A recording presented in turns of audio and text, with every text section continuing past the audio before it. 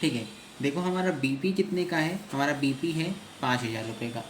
ठीक है, अब इसे पे ऑफ करना है, तो कह रहा है BP were due after 2 months as such a rebate of 18% per annum was received on their payment. क्या, as such a rebate of 18% was received on their payment, यानी कि 2 month बाद ड्यू होने वाला था, उस समय पेमेंट मिलती, सॉरी पेमेंट करते तो, लेकिन हमने अभी पेमेंट कर दी तो हमें डिस्काउंट मिलेगा, रिबेट मिलेगा। तो 5,000 के हिसाब से 18% का रिबेट, वो भी 2 महीने का, कितना हुआ 150 रुपये। तो हम अब कितना पे करेंगे, 5,000 माइनस 150, 4850 का हम पेमेंट करेंगे। क्लियर है? तो अब जो पेमेंट होगी, तो जो यहाँ पे देखा ये है, तो हम पेमेंट कर देंगे टू बैंक अकाउंट बीपी 4,850 रुपये। ठीक है, क्लियर है? अब कुछ नहीं, सारी इन्फॉर्मेशन हो गई है। अब लॉस वॉस निकाल देंगे, लॉस या प्रॉफिट जो भी आएगा, प्लस करते हैं 40, 5500, 43,000, 2500, 15,000, 4850, 110850 टोटल आ रहा है। 110850, 110850। ठीक है, और क्रेडिट साइड का टोटल कितना आ रहा है, 15,000, 5,000, 30,000, 13,000, 7,200, 70,200 माइनस 110850, 40,650,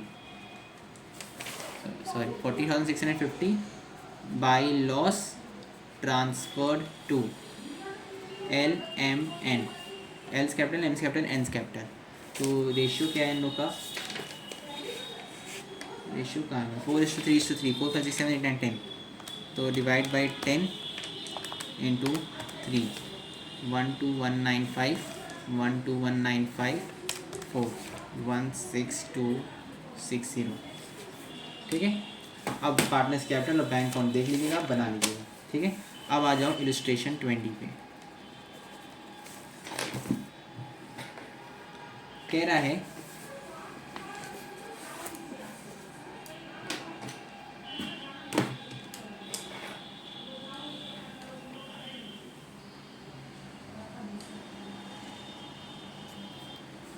देखो, ABC started business on 1st April 2021, sharing profits in the ratio of 3:2:1. Their combined capital was 96,000, which was shared in the profit sharing ratio. Divide कर लेंगे 3:2:1 में। They are entitled to 10% interest on capitals.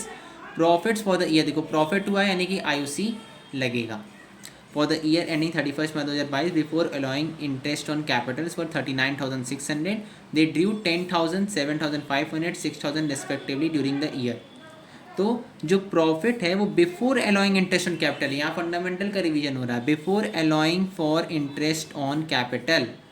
They decided to dissolve the firm on 31st March 2022. Their creditors as on that date were 50,000. In addition, A had given a loan of 5,000 to the firm. There were liabilities, ठीक है, ये सब balance sheet की दे रहा है। They are also to be paid. Assets realized, ये realisation की बात कर दिया। ठीक है, प्रिपेयर नेसेसरी अकाउंट। तो कह रहा है profit before interest on capital, तो हमें इंटरेस्ट ऑन कैपिटल चार्ज करना पड़ेगा भाई, तो तब ना मेरे पास एक असली प्रॉफिट आएगा। पॉइंट है कि नहीं है? अब वो प्रॉफिट मेरे बैलेंस शीट में कैपिटल में ऐड होगी, तो हम यही बता रहे, देखो profit and loss appropriation account है, by balance BD, by balance BD लिखा है, आप चाहो तो बाई PL अकाउंट भी लिख सकते हो, सही है। ठीक है, 39,600 to interest on capital charge किए, ये तो आप निकाल लोगे। हाँ, फिर सीधे रिमेनिंग बैलेंस प्रॉफिट आ गया, बढ़िया है। अब बैलेंस शीट पे आए, हाँ तो दिया है,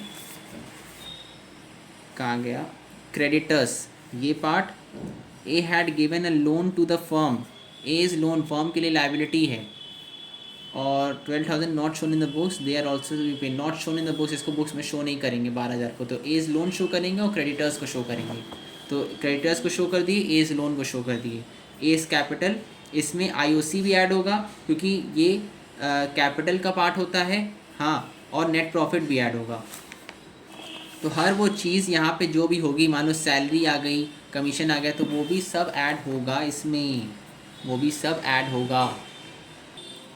क्यों ऐड होगा भाई? मान लो ये ए और बी का है ना, हाँ, 2 सैलरी होता है यहाँ पे, मान लो है नहीं, केवल ए को होता 2,000 रुपये, तो ये ए के कैपिटल में ऐड नहीं करते?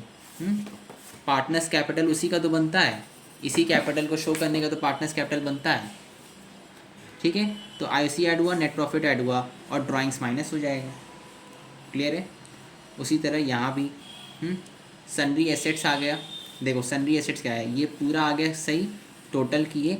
अब हम कहें ना हर जगह पे बैलेंसिंग फिगर सनरी एसेट्स आता है, केवल इलस्ट्रेशन 19 ऐसे था जहाँ पे पीएल आ रहा था, तो मैंने वो बता दिया।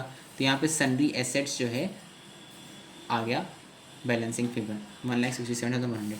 फिर बैलेंस शीट बन गई। अब रियलाइजेशन अकाउंट बनाना, हमको इस फिगर से मतलब है, हाँ, और एज लोन अकाउंट बनाना, कैपिटल अकाउंट, कैश अकाउंट। हम कहेंगे ये एक बार सॉल्व कर लेना आप, ठीक है? कोई दिक्कत हो हम आएंगे क्लास में तब आप बताना, ठीक है? 20 हो गया, मुबारक हो, हमारा डिसोल्यूशन चैप्टर रिवीजन फिनिश हो गया है। अब आपका काम क्या है, आपको अब थ्योरी, एमसीक्यू और ये सब असर्शन बेस्ड और ये सब आपको रिवाइज़ करना है। यहाँ से अब रिवाइज़ करो, 1 घंटा और लगेगा, 5 मिनट का ब्रेक ले लो और रिवाइज़ कर लो सब कुछ, ठीक है? Okay, bye bye, all the best.